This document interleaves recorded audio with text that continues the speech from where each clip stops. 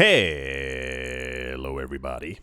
Welcome back for another video. Hope you're all doing well. Hope you're all doing absolutely fantastic and that you're all having a great day. Don't forget to subscribe if you haven't already done so. There's a brand new video every 24 hours. And without any further ado, let's jump right into it. The cryptocurrency space is the optimism, as it were, has returned within the space. We have, and I mean negative optimism. It makes sense in the actual context. We have been receiving an enormous amount of news the last month or two, intertwined with everything else, regarding how bad the U.S. debt situation is, talking about the deficit, this happening, this bill being put forth. If you missed any of the last 10 videos or so, it got a little weird. And I told you and said something must be going on because otherwise it just doesn't actually make sense. We heard from the CEO of Fidelity, from JP Morgan, from I believe Bank of America. We heard from the CEO of BlackRock and two other major institutions on top of other world banks. Discussing is crazy. Discussing the devaluation of the US dollar, people moving into Bitcoin, allocating assets, de-dollarizing, creating Bitcoin reserves, you name it. It has literally been the talk of the town. That's why I said the negative optimism. The negative part basically being the US dollar rapidly dissolving, falling apart, going into the abyss. The other part is everyone seems completely convinced that Bitcoin is the answer. Bitcoin's the thing that people are choosing, are going to put their money into. And just by a generalized level of logic, this is also a lot of the news that we have been getting as well. So this might not, probably won't, shouldn't surprise you in any way, shape, or form. If I can ever get to the words, they might be somewhere around here. Here we go. Fidelity has stated that Bitcoin is the best digital store of value. I think that shouldn't surprise anyone just because based on absolute logic and numbers, it's completely true. Bitcoin's the number one coin. It has the highest market cap, and it is, futuristically a digital store of value. Fidelity also has a very successful Bitcoin ETF, so I do not assume at any point they were going to talk negatively about it. It says Bitcoin is special because it has a limited supply and fights inflation. That's been thrown into a number of arguments. A, yes, that's part of it's baked in design is meant to be that it has a very limited supply. B, people are talking about it again in the news as if they're just figuring it out. No, really, being like, well, Bitcoin's really special because it has a limited amount of coins. Bitcoin's amazing because there'll never be more than 20. And it's we got that a long time ago, but this is now becoming an additional part of the narrative. Start paying attention when you hear Bitcoin referenced against gold. Bitcoin's current inflation rate is 0.87%. So the US dollar is 28%. Bitcoin is 0.8. And that's lower than gold. So this is quite often referenced when discussing how rare Bitcoin is, that the actual inflation is very low, that it's actually deflationary. So you'll start hearing more of these things, I'm telling you, as time goes on, as a way of trying to prove Bitcoin to people who don't have Bitcoin, kind of. It says Fidelity recommends owning both Bitcoin and gold for safety. I assume this mainly has to do with the last couple of, I want to say 4 months for gold. It also had a bit of a rally, depending on who you talk to in the financial world. There's one side that says gold had a rally, and people think that that rally might be done just because it came at a time of incredible uncertainty regarding the tariffs. And as we continue to get more certainty for the tariffs, and therefore things might be better for other assets, then therefore gold might not perform as well as it has in the last couple of months. And then the other side of that believes, there are a lot of people who think that gold is on its way to 5,000 per ounce. And I've seen a couple people saying 10,000, but people have been saying that since like 2008, more or less. So I think gold is at 3,300, somewhere around there. It would make sense if the price went up. We also know that a lot of commodity prices are heavily suppressed because of JP Morgan. Look it up. Type in gold price suppression JP Morgan, and you are going to be flabbergasted at like the blatant corruption. And we know for certain it's not like a tinfoil hat thing. No, they've been fined billions of dollars because people have found out that they have actively been suppressing asset prices. Fidelity Investments, a global asset management firm overseeing about $6 trillion in assets, can you imagine, has reaffirmed Bitcoin's status as the leading digital store of value. In its recent coin report, the company explained how Bitcoin's design, scarcity, and decentralized nature set it apart from other cryptocurrencies. In their report, Fidelity analysts argued that Bitcoin's fixed supply of 21 million coins contributes to its scarcity and thus distinguishes it from other digital assets. To be fair, other crypto, they also have scarcity. It's just that Bitcoin, I forgot the term for it, is like first out of the box kind of thing. You can have a box filled with something. If the first thing that got taken out was a waffle, then the waffle then becomes the first thing in people's minds. That was the first thing that we had before all the other waffles with sprinkles and ice cream and stuff. I mean, every time I say something like that, I realize how hungry I am. It is the weirdest thing in the entire world. Even crazier, I've been eating like I used to years ago, and I've been having, like for breakfast, I have a salad, I have some tea, I might have some porridge or something as well. But I realized that like sometimes I sit there and I'm like, I want pancakes. But then I'm like, no, you already had breakfast. But then why am I telling you this? The point of the matter basically is Fidelity and many other companies have been saying a lot of great things, of course, once again, recently about Bitcoin, as we're seeing a lot more adoption. We used to see stuff like this a lot more years ago. 2017, 18, 19, that kind of time frame. We used to get a lot of like reports and PDF things that we were looking through together based off of what these companies were trying to, I believe, get a lot of their, companies and institutions who they're working with, like basically making like a case for Bitcoin and why it's good. I guess they need to read these things to kind of reaffirm for themselves. I don't really know. It says most tokens don't necessarily have limits on their supply or mechanisms to change up circulation over time, making Bitcoin stand out. But a lot of coins do have limits. I think the only one in the spotlight right now that doesn't have a limit is Ether.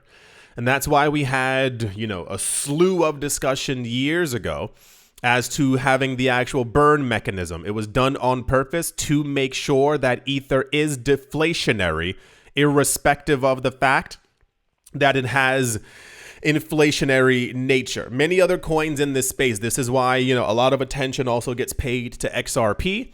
All the XRP that will ever be are already there. The burn continues happening every transaction, so there will always ever just be less XRP. You get the generalized idea. Here's the actual coin report that they put out. It is literally called Coin Report. Coin Report Bitcoin, an overview of Bitcoin and its potential use cases. We used to have a lot of these and I mean almost like monthly or every other month years ago within the crypto space. It was just kind of a thing, especially as the market was relatively new. If a company created something and they spoke positively about us, it made big news. That was also around the time when Jamie Dimon and co were adamantly talking negatively about the entirety of the cryptocurrency space. So any good news that we got, of course, became popular. That's the Fidelity believes in Bitcoin news. Surprise, right? But I still, personally, I think that something is going on. Not in a joking way. I really do think behind the scenes, if this is the news that we keep getting, I think something crazy might actually be taking place. We're getting a lot of news recently about these companies. I think Metaplanet recently announced that their normal Bitcoin purchases were 20 million, 84 million. No, not even. Metaplanet didn't have any big numbers like that. They were buying frequently, but it was 21 million, 18 million, 4.5 million. They just announced that they're raising $5.4 billion. MicroStrategy also just did the same. This was 4 weeks ago by announcing that they're going to be raising $84 billion. Yes, you heard that correctly. Not a billion, not half a billion, not 2.4 billion, 84 billion. That's on top of the 42 billion that they're also already raising right now. And we're getting a lot of, we just got a Spanish, what was it? Was it a pizza company? Bread company? I don't remember what it was something. Cookie company. I don't remember what it was. Food again. I think it was something with food. They also just announced that they're raising $1 billion. And I'm like, these numbers are getting too big too fast. So I feel like behind the scenes, someone's gearing up for an announcement. Some hidden entity is buying up huge amounts of Bitcoin. There's too much large amount of attention being paid to this market out of actually nowhere. So yeah, that's the Fidelity news. Let's move on. This is also very popular because people are wondering what the fudge is going on and exactly what the timeline is going to be.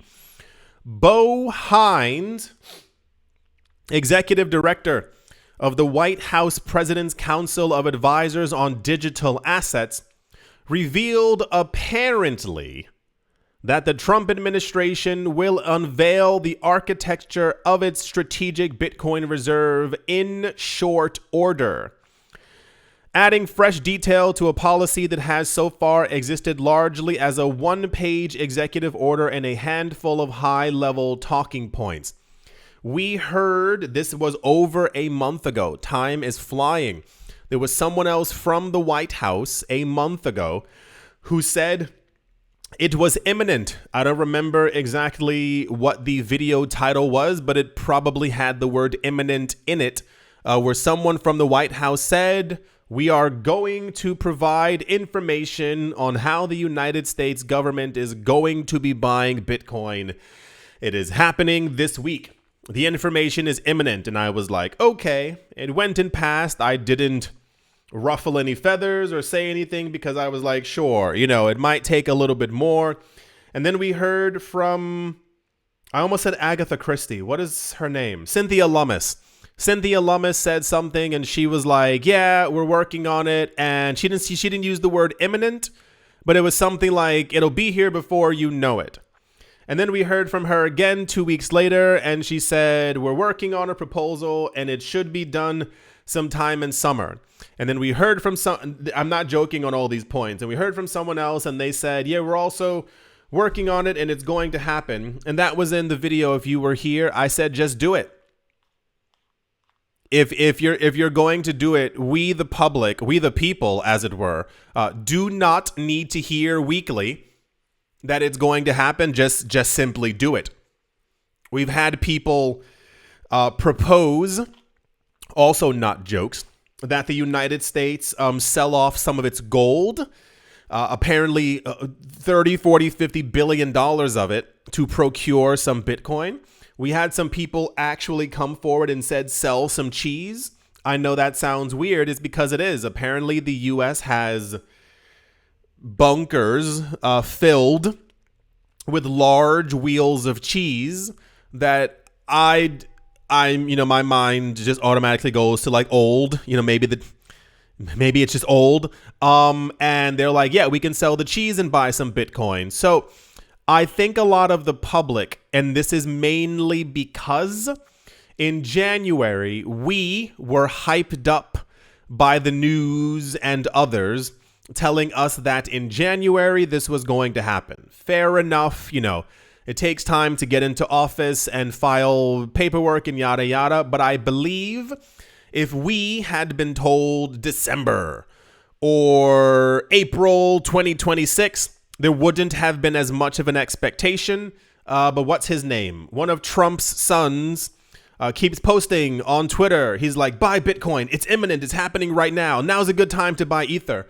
And people rush into the market thinking that there's some kind of an announcement that's going to be made or had, and then nothing happens. And this is just currently where we are. I do understand. It's been less than a year. It's barely been 6 months. Of course, these things take time. But it's kind of like when you would hear years ago from Cardano or Tron or other projects, imminent, happening tomorrow, this is going to take place. If you just tell us like something will eventually happen, or say like in a year we'll work on it, then, the public excitement about it wouldn't have been as exciting.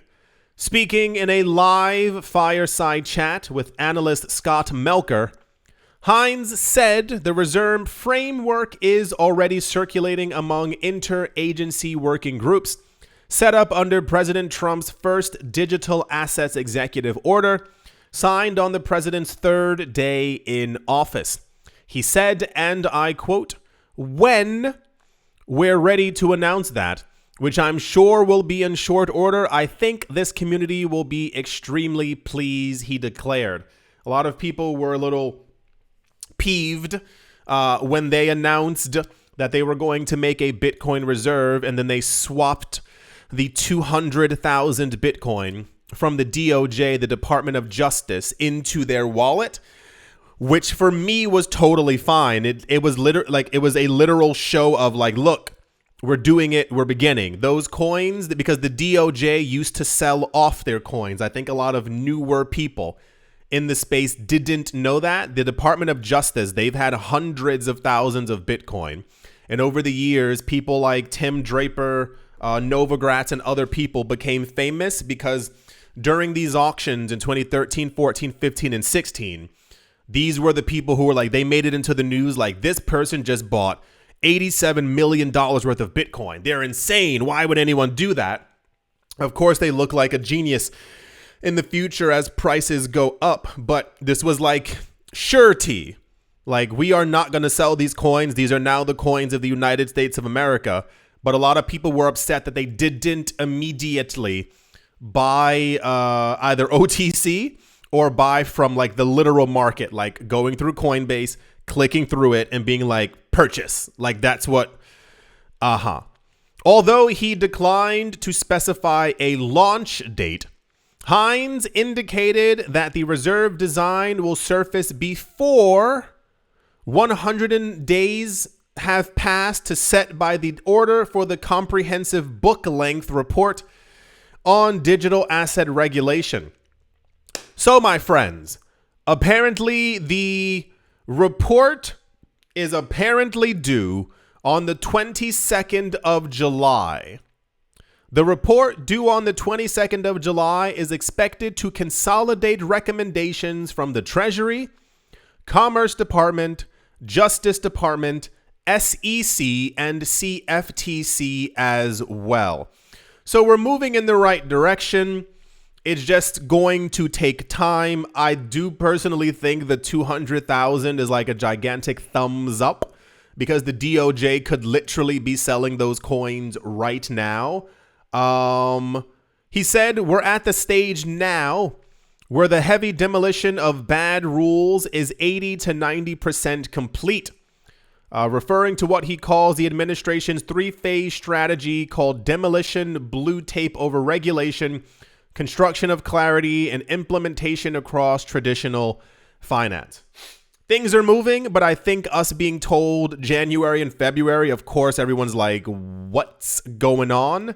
It's going to happen. It's just a matter of when. Realistically, I would have assumed 2 years. Realistically. But Cynthia Lummis and many others are adamant that purchasing will begin to take place this year. But the other caveat is that it must be tax and debt neutral, as far as I understand, meaning that they want to purchase Bitcoin, but it cannot in any way be a hindrance to taxpayers. This is what they keep saying. They don't want to they don't want to take public funds. They don't want to take money from ABC, XYZ. And it literally comes down to like, we are going to find a way to purchase it. So at some point we will hear the how. This was, of course, as you might have imagined, very popular news. That's the United States Strategic Bitcoin Reserve Timeline news. And yeah, let's move on. Also people tried to make this very dramatic. I don't think that it's not dramatic. I think it's just kind of the way that things are. We are rapidly nearing the finish line for a very large amount of ETF applications. You must have seen the news at some point.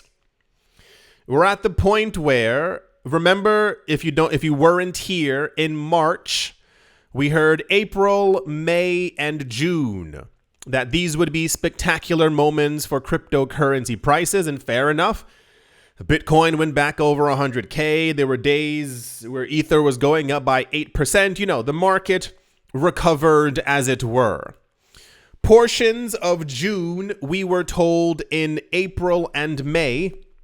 June and July are the deadlines for a lot of these ETF applications that were filed back in November, December, January, etc. It's all coming to fruition. Months ago, I said this is either going to be the greatest catalyst for prices or it's going to be a gigantic nothing burger. What's currently happening is that there are so many filings with the US SEC. Everyone is literally trying to be the first to do something. I don't know why people can't be content, especially like as this is not a race. People want to be the first company who has a Bitcoin ETF. They want to be the first company who has an XRP ETF. They want to, like, this kind of thing. If I was the third or eighth company who got any kind of an ETF and I knew that I was still in the ring, I'd be happy, but that's just me as a person. Everyone else apparently is claiming that the US SEC is, so A, if you haven't seen, apparently we are about to see a lot of yeses for ETFs, and B, people are saying that they're choosing favoritism over first place-ism. You'll see exactly what I'm talking about. Van Eck, 21 shares, and Canary Capital are urging the SEC to approve ETF filings in the order that they come in. Issuers are warning that batch approvals help big firms copy and beat smaller ones. These companies filed for ETFs before other companies did. They want, and I mean, if we can be completely logical here, they want theirs approved first before, let's say, BlackRock gets an approval a week after they filed, as opposed to companies who filed there 3, 4, 5, 6 months ago. It makes a lot of sense.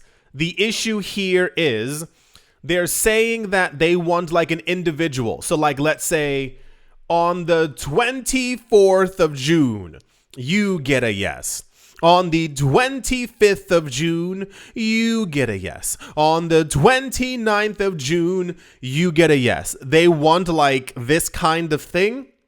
They don't want a batch approval. So let's say, well, the problem here is, my friends, is that there are 70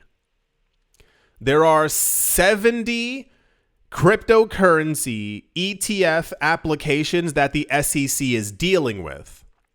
We used to see that there was one Bitcoin ETF that was filed in March, and by October we would get an answer. It was a no. Okay. Grayscale would then in November file for one, and we would see by next April. Didn't happen. It was always just one thing. That's what made the filings for the original Bitcoin ETF so like crazy. It wasn't just one. It was 9 companies, and everyone was like, we're either going to get 0 or we're going to get all 9. So since that floodgate lightly opened, we saw 17 XRP ETF applications. We saw about 20 for Bitcoin or Ether, or Bitcoin and Ether mixed together. We saw a couple for Cardano, a couple for Solana, a couple for Litecoin, about 15 for different meme coins out there. So it would logically make a lot of sense. I know everybody wants to be first in history. Your company back in 2025, you did it. You're amazing. It's the year 2070. Look, the history you made. Just be happy that you're in the running at all. Really. If your firm, if your company gets one of these approved, you are good money. You're gonna just do just absolutely fine. They don't want batch approvals. And like I said, when this news happened, I was looking on Twitter and people made like a big deal out of it. People online were like, it's really unfair that they're doing this. And it's like, dude, just be happy that they would even say yes to your application at all. We went through, 12, 13 years of nothing but rejections. And now there's a problem because they want to approve other companies at the exact same time as you. The letter says dropping the first in file rule hurts fairness. New ideas and investor options. Just stop it. And I mean, listen, and I say this in the nicest way possible. 99, listen. People outside of finance have never heard of BlackRock. Outside of finance, you'd be hard pressed to find people, a black who? Like they just don't, they wouldn't know what it is. People within finance who know BlackRock and Blackstone have probably also never really maybe not heard of Van Eck 21 shares or Canary Capital. So regardless of if you all get approved at the same time, if you get approved on a Tuesday, they get approved on a Wednesday and them on a Thursday, and then BlackRock gets approved the next Monday, that's not going to stop the money flowing into BlackRock's pockets. That's not how any of this actually works. Van Eck 21 shares, Canary Capital have asked the U.S. SEC to return to the first to file principle for exchange-traded fund approvals. The companies say current methods favor larger. Listen, we have to be honest with ourselves at some point. You should be happy that you're in the running at all. Your company is rich and powerful enough to even be considered and to have the money to be able to file the paperwork, to be able to even have a position in the running, to be able to say, we've accumulated $100 million worth of Bitcoin or Ether or XRP. I don't care which coin. If you all file at the same time, the SEC is not going to wait 70 days to give each of you a yay or a nay. Also, I kind of prefer everything to happen at once. I don't want like this long drawn out, like in the news, another one got approved. Hey guys, okay, another one got approved. The last 23 videos, if you were watching, another one got it. Like, no, Just approve all of them at the exact same time or in large batches. Let's get this show on the road. I don't have time. Like, I'm tired of waiting. Let's do this. I don't, everything doesn't have to be this long, drawn out kind of, no. If you're going to do it, just do it. Give it to us. File the things, launch them all at the same time. Let's see who's the successful ones. If you want an open market, open markets decide who is the actual winner of this. So if these other companies get approved at the exact same time as you, and they have more money flowing into their ETFs, lower your fees, lower your structure, make it more incentivize people. Like I think fairness in this, I understand first come, first served. I got it. I want to eat first. But if there's 80 of us there and there's one person serving out the food, there's going to be some mix up at some point. Anyway, this was big news, but they tried to make it. This was like Coinbase. Coinbase used to have news like this years. Remember when, I'm not joking, you must remember, Coinbase was asking all of us to like do kumbayas on Twitter and like, rally in their favor. And I need all of you to message the SEC. And I was like, you don't care about us. You just want your thing to go through. And the moment Coinbase got it, when was the last time Coinbase asked us for a kumbaya? Well, that's going to do it for this video. I do hope that you have all enjoyed. I do hope you all are having a great day, morning, afternoon, evening, wherever you are, wherever you might be. I do hope that it is absolutely fantastic. Thank you all once again for watching, listening, liking, commenting, and supporting, and I will most certainly be talking to you all soon. See you.